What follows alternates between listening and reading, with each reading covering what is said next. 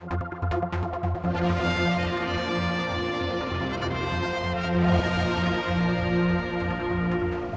the day that has arrived, actually it's 24 hours late for the Peggy to be moved, and with me is Chris here. You're obviously incredibly pleased how it's all gone today. I am elated, yeah. Tell us what's involved. Well, it's 6 years in the planning. We've done an awful lot of work of preparation, preparing the boat, supporting it on the steel cradle that you can see behind us here. That was done 2 years ago. Preparing the Quail's dock so that it could accept the boat when we took it out of the cellar in which it had been sitting for 200 years. And then finally preparing the whole thing for lifting today, and as you can see, it's all gone perfectly smoothly. I have to pay tribute to the crane drivers because they are top-notch, man crane, top-notch guys.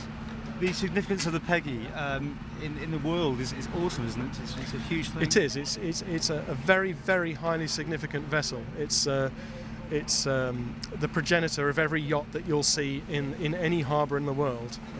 The bit of backstory about it being sort of locked away. Can you tell us all about that? Well, we don't know exactly why, but this was George Quail's private boat, and around the turn of the 19th century, he seems to have lost interest. We don't really know why that was, but he did have lots of business interests. He was starting a bank and an insurance company, the first on the island, and he may just have run out of time to play. But at some point, he stowed it in the cellar. It later became walled up and sort of forgotten about. And then in the 1930s, interest was rekindled. It was given to the nation in 1939, I believe. And in time, Manx National Heritage have come to look after it, and it's now one of our most important objects on the island. What's going to happen? The most important. Really? You'd place that high up? Yes, I would. I really would. Yeah. Of an international significance, it's the single most important object that we have. Not forgetting, of course, that we do have fantastic collections of archaeology on the island that are of international significance as well. What happens to it now? Well, she's going to a conservation facility in Douglas, which we've bought with funds from the trustees of Manx National Heritage, charitable funds, and that has been fitted up for her as a workshop. We're hoping that anybody who's interested in seeing the boat will be able to come and see it, look at it properly, perhaps you might say for the first time properly. We're not exactly sure how we're going to run that, but if people are interested in seeing Peggy, get in touch with Manx National Heritage and we'll work something out. What condition is she in? Well, remarkably good and remarkably bad by parts. You know, some of it's great, some of it's not. The main reason why we're moving her is that every single one of her fixings is almost completely consumed by rust.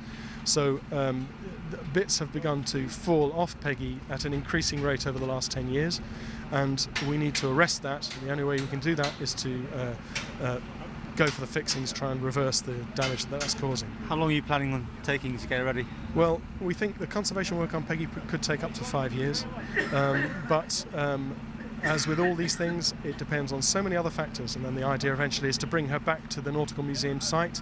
There's a lot of work to do at the Nautical Museum as well. The work starts here, basically. This is just the start. You know. You're very relaxed about this because it's all happening behind us. Yeah, you're happy. Look, it's actually on the low loader now. Yeah, it's not even moving. Remarkable, isn't it? Who'd have thought?